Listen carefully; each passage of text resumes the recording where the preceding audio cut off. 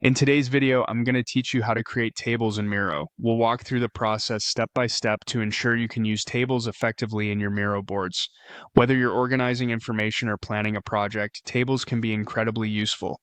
Let's get started. First, you'll want to navigate to the Miro dashboard. Simply go to the Miro homepage and log in if you haven't already.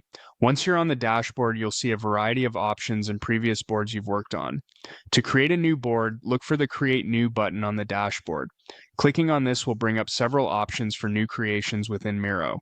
For our purposes here, you want to select Board. This will open up a blank canvas where we can start crafting our new table. When your new board is open, you'll notice a pop-up with all templates. While templates can be useful for various types of projects, for today we'll close this window to concentrate on building our table from scratch. So click on the Close button for templates. Next, observe the left-hand side of your screen. Here you'll find a toolbar with multiple icons. This is where you'll access various tools to enhance your board. Look for the table icon, which typically looks like a grid.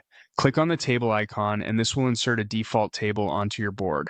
Once your table is added to the board, you can modify it to suit your needs. You have the flexibility to add a title to help identify the table's purpose or content at a glance.